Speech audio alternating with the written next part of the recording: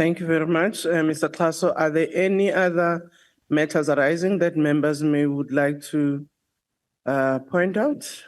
Honorable Mente, Honorable Tlangwini, Honorable Kalipi. Thank you, Speaker. Good morning to the colleagues. No, Speaker, on the matter arising which Klaso has given a response to, that is due course. Due course is a very dangerous terrain. Can we get a proper timing? Or as this committee, we ought to say in a week's time, can we get a proper response? Meaning which in the next programming committee, let's get a proper response on the consideration of the ad hoc committee, because those laws have got a direct impact on how the courts are operating currently. And then number two is there was a question on the bills that were assented to and sent to the president. And we do not have a status of what's happening with those bills. There's quite a number of over 20 sitting with the president, and we do not know what's happening. Some of them are the copyrights, which we've been sitting with even in the last parliament for the past 5 years. It affects people's lives directly. So we need to know how do we move from there. Thank you. Thank you very much. Maybe on the question that you have raised regarding the ad hoc committee, I will ask the House Chairperson on committees maybe to respond before I can go to Honorable Tlangwini. Honorable Frolic. Good morning, Honorable Speaker, and good morning, colleagues. Mr. Klaso is correct that it is being considered and will come back in. I won't use the word due course. I will say imminently, once we've finalized the discussions with the relevant role players. That includes also from the side, Honorable Speaker, the leader of government business, because they will be a key component with us.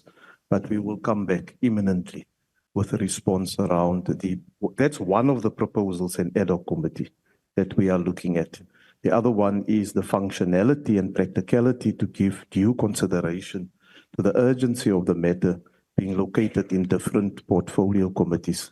So we are weighing up those options and we'll come back imminently, Speaker. Thank you very much. Can I suggest, honorable members, that we leave the matter on the agenda for reporting in the next, programming committee until such time we are certain on the direction we take. I'm not sure, Honorable Frolic, Honorable Kurenov, whether you can respond on the matter of the bills that are with the President. Thank you, Speaker, and good morning, honorable members. You will recall that towards the end of the sixth administration, both houses of Parliament were extremely busy passing legislation, and a total of in excess of 40 bills were passed by the two houses. Those bills were sent to the President for assent. Secondly, you will recall that since the beginning of the seventh Parliament, in every meeting here of the National Assembly Programming Committee, the Bills Office reports on bills assented to and sent to the President. The number of bills on the desk of the President at the end of the sixth administration were in excess of 40 bills. The report this morning, which you will receive, the total number of bills sent to the President for sentence still on his desk is less than 20. So there is movement. The President is bound by the Constitution to apply his mind independently and objectively to each bill sent for assent. And his office is advising the President accordingly, independently. So this is a moving target, it's a process, but there is progress and the bills will be dealt with as soon as possible. Thank you. Thank you very much, Honorable Korenov, for that response. I'm sure you will just appraise the President that the Programming Committee remains concerned, that some of the bills that are on his table, might require some agency. But we are happy that you are taking keen interest on that matter as his councillor here, and you'll be able to appraise us as well. Thank you very much. Honorable Tlangwini. Thank you very much, Speaker. Speaker, on a matter on the quality of responses, and it happened again yesterday. And it might seem like it's something very petty, but I do believe our members take time to produce these questions to ministers. And part of the meeting last week, we have tasked also to take back to the cabinet that the quality of the responses of ministers are quite embarrassing. And it happened again with the Minister of Sports, answering nothing, just hallucinating something, whatever he's hallucinating, what he was doing yesterday. And that is becoming quite embarrassing. And if we want to use our question sessions to be portrayed outside to our constituencies like that, not in the name of the EFF, we take times to prepare these questions, and it ought to be responded in a quality and quantitative manner, not in a way, in a playful manner. We are not here for games. And the minister must understand that. It's becoming embarrassing to say the least, Speaker, and you ought to protect us as members of Parliament and the work that we are doing as this House. Thank you. Thank you very much, Honorable Member. The issue indeed of question is an important one, and how those are responded to. And I'm happy that the Councillor for the Leader of Government Business is here, will be able to also raise those matters with the Leader of Government Business. Honorable Mkhalibi.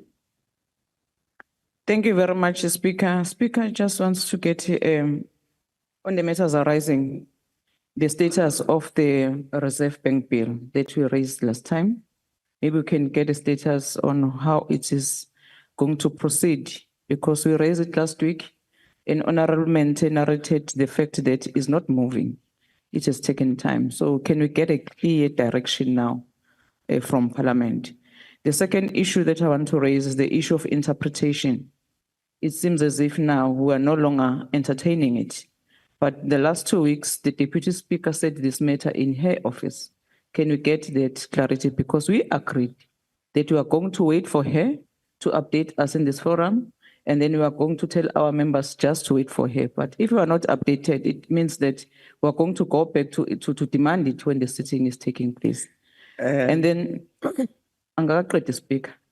Uyathanda ukungena emlonyeni, kodwa mekuJenuary uyenzileyo. The transport coordinator that was raised. What I was doing was coughing, really. Oh. I think you just like me to interrupt you. Okay, you can proceed. Yeah, and maybe we can also be updated in terms of the transport coordinated, because Honorable Mente raised it last week as well, to say, how come that the transport members of Parliament is coordinated by the Department of Public Works? Because it's also give us a problem. If you can be updated on that regard, and I specifically remember you responded as well as a Speaker. And then the issue that is, okay, before that issue, what is the status report in terms of the venues that we raised also last time, and the meetings that are not recorded? And it was also raised in the Chief Whip's Forum. Can we get a way forward? Is it that matter, is it sorted or not?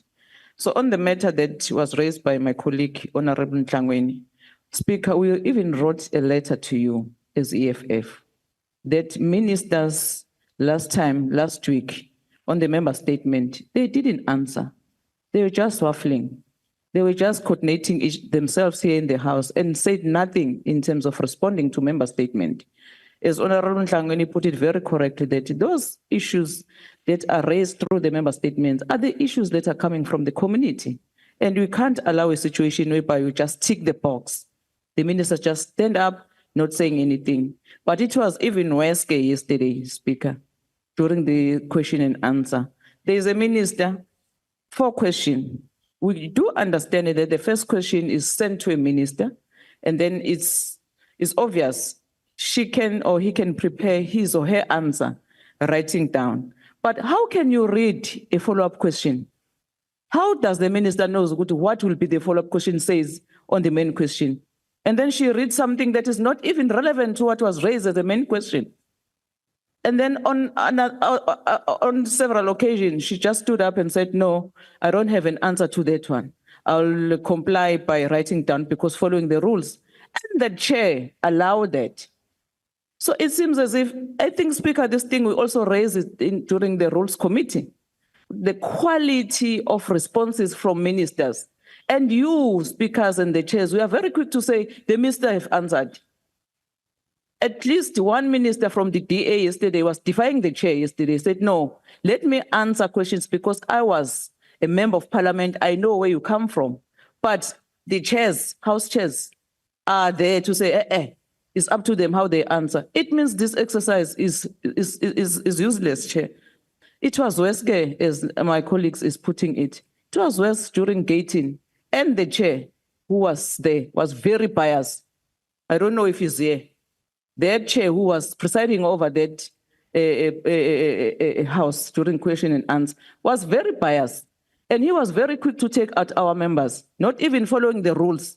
But when it comes to Gayton, when insulting EFF, he didn't even act on Gayton. We had to stand up in the house to say, can you stop being biased? You are the chair. So if you are going to allow the situation under your guidance, Speaker, it's going to be a problem. It's going to be a very serious problem. So you are raising this thing in order for you just to sort out this thing. We can't be undermined by Gayton every time when he comes here and appear here. And the chair who's supposed to protect all of us, very biased. So I think that, Speaker, you must tell us what needs to be done now about that chair of yesterday. Because that thing that he did yesterday to EFF, it was uncalled for. Thank you, Speaker. Thank you very much, Honorable Member. Let me ask Honorable Manye, and then we'll get the responses. Yeah, thank you, Chair. Good morning to you and good morning to the House. Mine are two quick issues. One, I was going to recommend that this committee must follow up with departments that lag too much in terms of regulations when the bills are submitted to the President for assent. For instance, the public procurement bill was assented to on the 23rd of July, and still it's not in force. And the reason it's not in force is because some of the provisions of that act depend on regulations. But now if National Treasurer is not driving that process, it means the President will continue saying, I'm still waiting for the regulations. Otherwise, how is this going to be regulated when it's in force? So I think something needs to happen to get the regulations quick enough. There has to be some kind of a standard operating procedure that by the time you submit bills for assent, the regulations should really be ready, so that when the President assents, then this thing, there's no excuse not to have that particular act in force. So that's the one thing. The second thing, Chair, in fact, it was raised by the national chair of the EFF in the bus, that there's this misconception that buses leave villages at 8 o'clock, when in fact, 8 o'clock, it's the time they arrive to start the picking up. So by the time they finish all their rounds in the village, they actually leave something like 25 to or something to 9 and all that. Now, meetings that start at 8 and at 9 in Parliament, totally impossible to be on time for those meetings if the buses leave at something to 9 from the villages. So I wanted to make a request, Chair, that those buses must leave earlier. The pickup time must be 7:30, so that at least by 8 o'clock they depart at minimum. Thank you. Thank you very much. There are issues that I would like to respond to and also ask Mr. Klaso to respond to some, and maybe the Secretary on some of those. Honourable members, with respect to the interpretation services, I would ask the Deputy Speaker to respond on that matter. On the issue of transport for members, yes, I indicated last time that we require coordination, and I will still say that we will have a meeting this week with Public Works, but also, as I indicated last week, we will plead that chairpersons of portfolio committees do appraise us on time on their programs and at what time their committees intend to start or stop the meeting, so that adequate, arrangements are made. At the moment, Parliament does not have that function to procure its own transport services. And I think that will be a matter that will have to be deliberated upon because it requires finances to do so in terms of going out on tender for those buses because even Public Works doesn't own those buses, for instance. And Parliament doesn't have that budget line in its budget. And it's a matter that we'll need to address. I can see Honorable Ghana, your hand. 30-second, Speaker. So when we get the list of meetings for the committees, we see that the committee starts at 9. So that particular program in terms of the meeting starting early should inform the bus operation. Because if this week we've had 2 meetings, and I had asked my colleague to raise the meeting yesterday in the chief whips, that the meetings that are supposed to start at 9 end up starting at 9:30, and the time that is given, because on these days there are sittings, so you end up reducing the amount of questions that you have to ask to the department because you have to rush back to attend the sitting. So I think that the meetings, Honorable Frolic, when the times are agreed to, let it be sent to that coordination of the bus operation, whether it's Public Works, it's internal and so forth, because it just reduces the amount of time that we spend with the departments. Thanks. Yes, Honorable Member, that's why I said we will have this week a meeting with Public Works to address the issue, whether of starting or even of ending such meetings. On the issue of the quality of questions, it's a matter that we will raise, and we have actually written to the Leader of Government Business on it. So we will engage based on the experiences that we have had thus far on this matter. So it's a matter that will have to continuously engage the executive through the Leader of Government Business about how members address them. But I must say that in terms of our rules, when a question is asked, an answer must be given. But what that answer must say. That is why we have then appealed to the ministers that please ensure that the quality of your responses meet the requirements of the question that has been asked. So, as I indicate, it's a matter that we'll raise with the Leader of Government Business. And I would also ask, with respect to the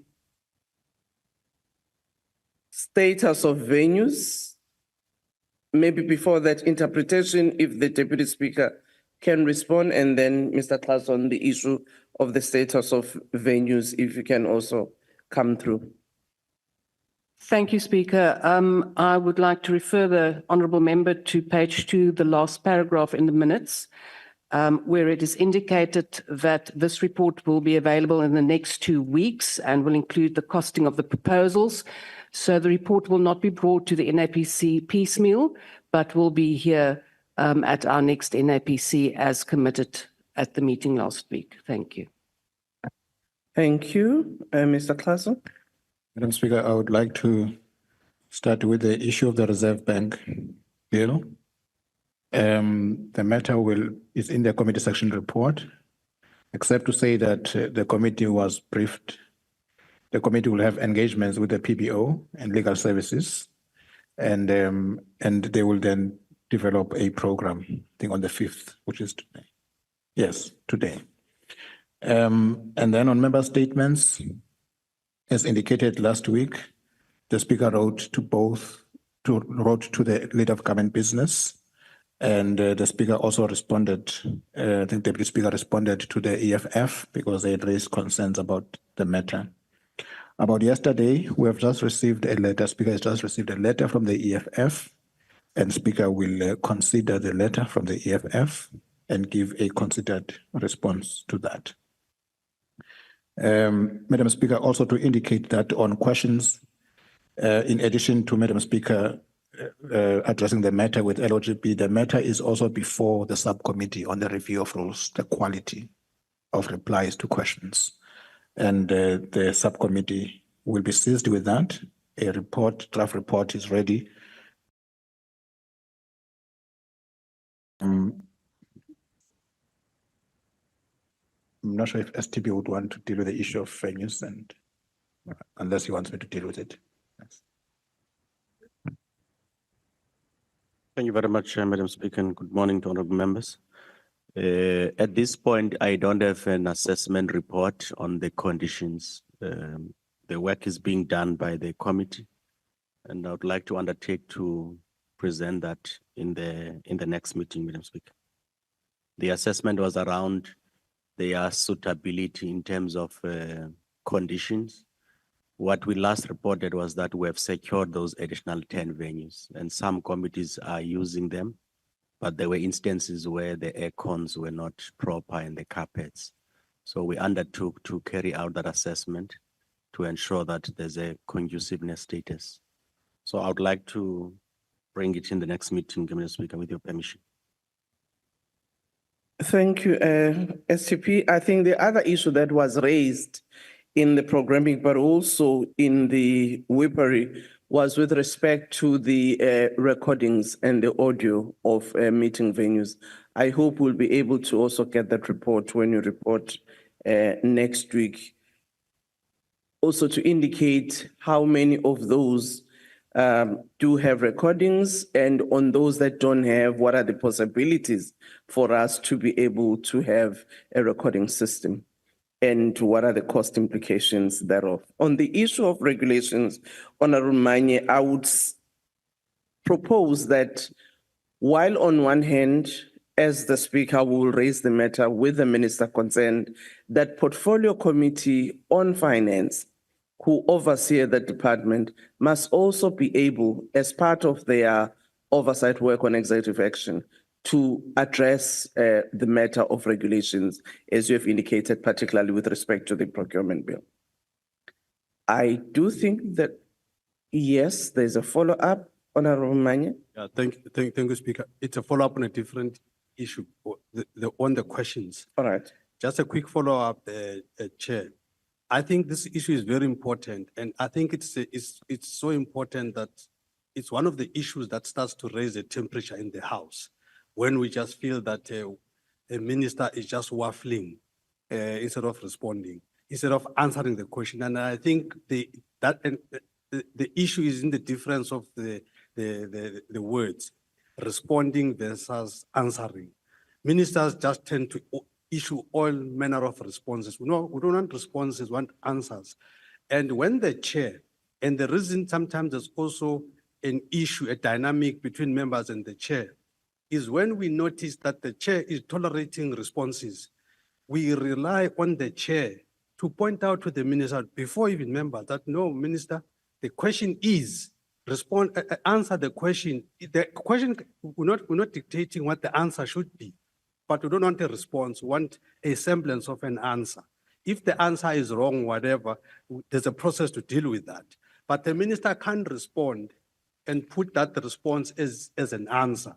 So there must be a differentiation on that, and we're relying on the chair to say, minister, but the question was. So therefore, the chair must be the one that is more vigilant, even more than members, to say, but that was not the question. That was not we are not answering the question. The question is this. So, and when the chair doesn't do that, we begin to lose confidence in the chair. We begin to say the chair is biased. So I think I needed to just raise that point. Thank you. Yes, and that's why, Honorable Manye, the issue that you are raising on the quality and that other members have raised, despite the communication that has been done with the leader of government business for the executive, it's a matter that is also on the rules, subcommittee on the rules, because the rules as they stand now, it says, question when is asked, the minister will answer the question, but dictating on how it must be answered is not defined.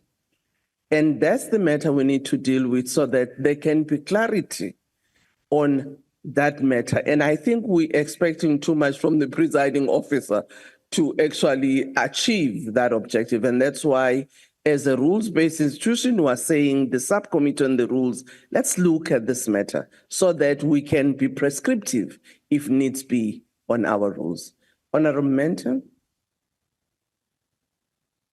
Speaker, you know, it is really unfair, if I may put it that way, that a House Chair or Speaker or Deputy Speaker easily identify a question which is not in line with an initial question.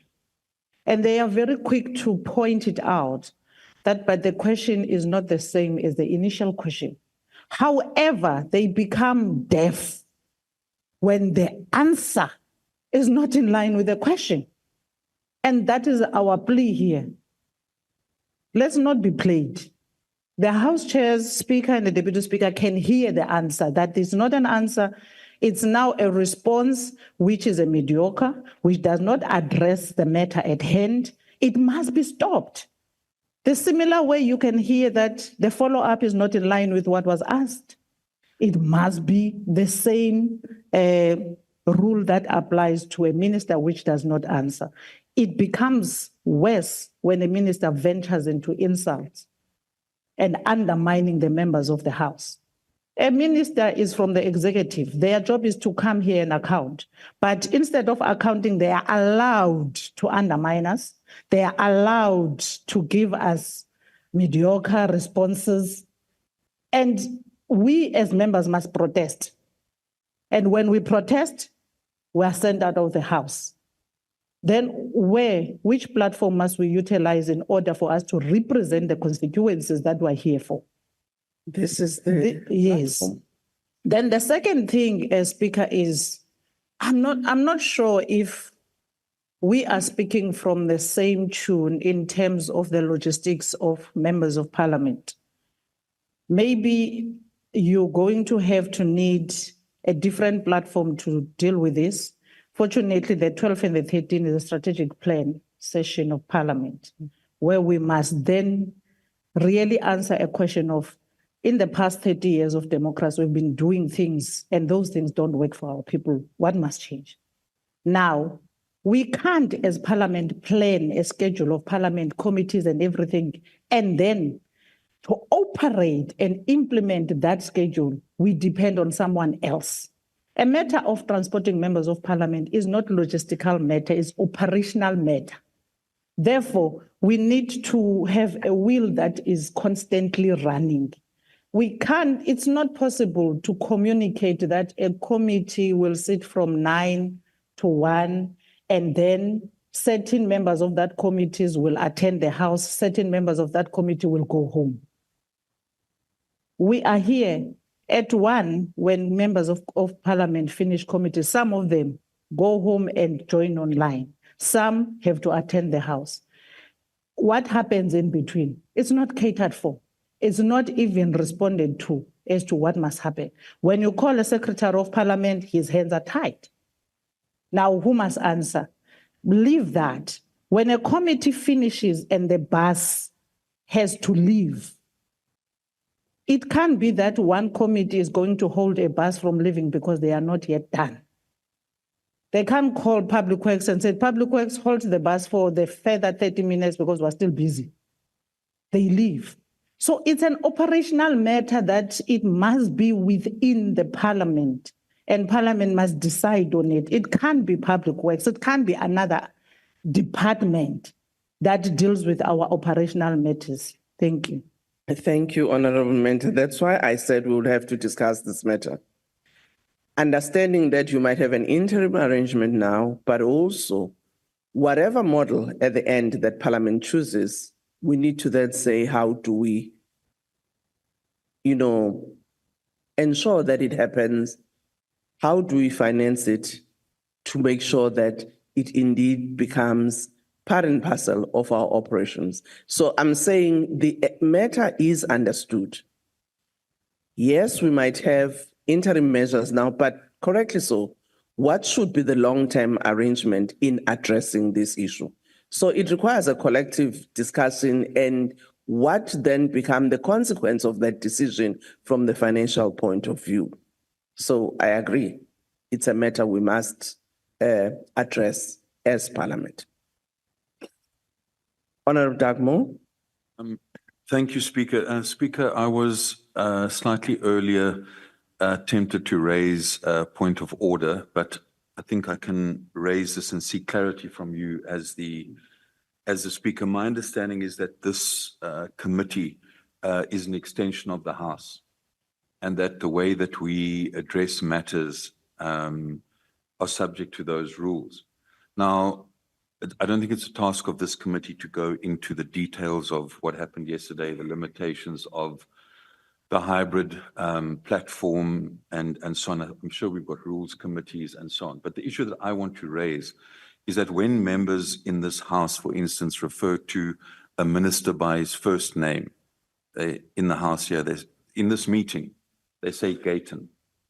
The question I'm trying to ask is that if this is an extension of the House, should we really be, addressing members by their first names? I'm not a huge person for protocols, but there are rules in regard to how we address people in this meeting.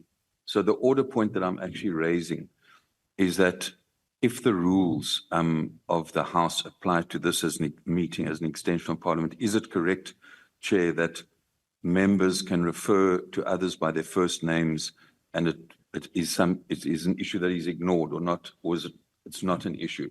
Because my order point is that we should not do that, and I'd like to ask you to rule on that matter if we need to be formal.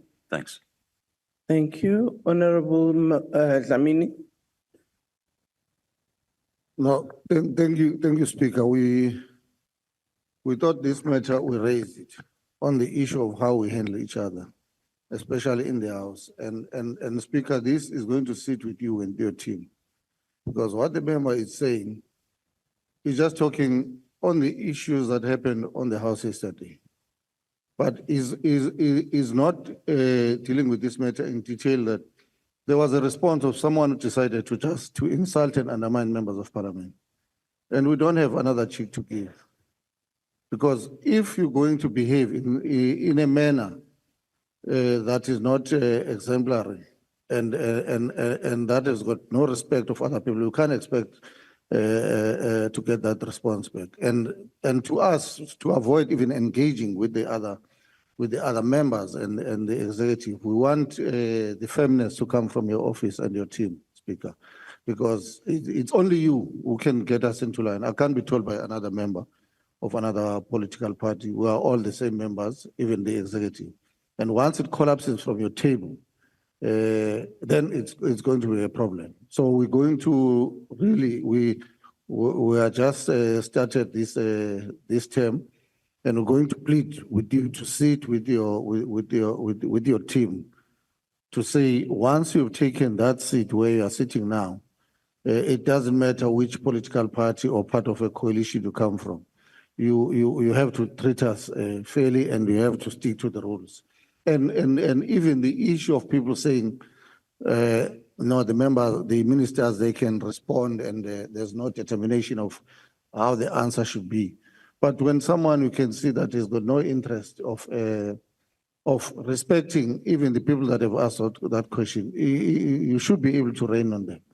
Because people, if that is the case, all of us, we can pretend as if we're doing the work, but we're continuing to insult. So we really plead with your office, not other members. Those, we don't care about them. We're going to do our work, but when it comes to your office, because once it collapses there, that's why you're going to find ourselves taking over from the duties of the Speaker or the Chair by responding to each other. One of the issues that get raised when it collapses in that table, it's when we don't speak through the Chair. When we start directing to each other, then it collapses. So we're really going to plead. Yesterday, the Chair was presiding. He failed to protect the members. He was biased, even on issues that we're saying, you are human. You might have taken a ruling and then you realize that along the way, this was a mistake from your side. You got to have that confidence and be able to say, look, I think this ruling was wrong, member, because as you are sitting there, it doesn't mean you are bigger than all of us. You are presiding over this house with the powers that you're given by the same house. So once you find yourself that you've made a mistake, you've got to be courageous enough to say, I think that my ruling was incorrect. Member, the members that have removed from this hybrid, the online system, can they be brought back? Because the matter that we're dealing with yesterday, even the minister said, but it's not an issue for me because it's a fact of what the members are stating. So why is it an issue? But and then the chairperson should have said, look, now that the member, and I've got better clarity of this, and sometimes even the language, because when we try to explain to him that, no, the word banditi, this is what it means, and even the member himself says, no, I don't have a problem with that because it's a fact. But the speaker, because the chair, because it's my way, even when he can see that everyone is saying, but you can see the facts are in front of you that you've made a mistake, because he has taken that his own way of presiding, it's my way or the highway. He will never even have the decency of saying, look like I've made an error, and which is human. We'll all make errors and say, let me withdraw. That's why when you preside over us and say, what you said is wrong, please withdraw. And then we realize that, no, actually it's out of the rules. We do withdraw. So you can do the same thing. It's just how we should treat each other. Then we're going to have the necessary decorum in the house and be able to deal with this member. Because I can tell you now, if they're going to continue to insult us and undermine us, those things of honorable and mistake, they become absolutely meaningless. So we don't want to do that. And we're relying only on that table so that we don't end up guiding each other on the floor here. Thank you. Honorable members, thank you very much on the issues that you have raised. I wouldn't want that we proceed with that matter on debate because, correctly so, Chief Whip of the EFF, you have written a letter to the Speaker on the matter, and I wouldn't want us to continue debating it here, so that we give it a considered view and I write formally to you. But what is equally important, and I think it's for all of us as members in the House, it's really to try and respect the decorum of the House and our rules. I know that sometimes when debates are heated, we kind of forget that.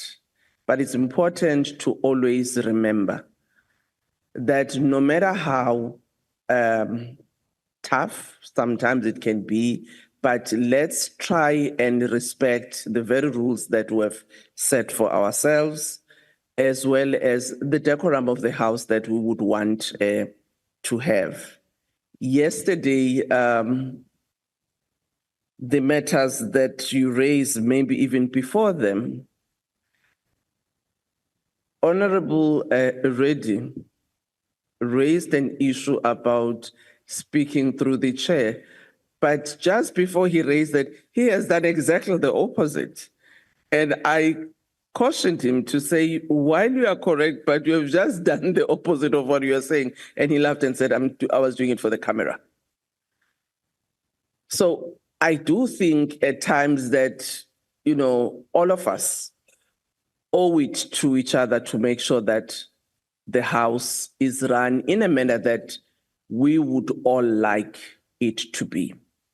And I do take the issues that have been raised to heart, also on how ourselves as presiding officers, the views that members are having on how sometimes we manage matters, we would look at that and make sure that we contribute to the better functioning of the House. But I do also want to say equally, as members and our members who may not be here, it's important for you as the leadership, because as the chief whips and leaders of the party, you also play an important role to assist that the House function in a manner that would like. So there are certain issues that we have pointed out, as I've said, that some of those that relate to the executive, we will address them accordingly with the leader of government business. But we must all try and ensure that our people whom we represent here, when they also listen to what we say and how we conduct ourselves, must not feel embarrassed. And I think we must always remember that these constituencies that we represent are also watching and looking at us, because we are, whether we may not see ourselves like that, we are their role models. They look at us, they look up at us as the leaders that they trust, that will represent their concerns and their views in this house. So I take note of these issues. We would look at them, and I'm sure also within our rules committee, we would also have to look at how we strengthen our very rules so that they enable us to achieve the issues that we are concerned about, which might be lacking in terms of how currently our instruments present themselves. If we have passed on this matter of matters arising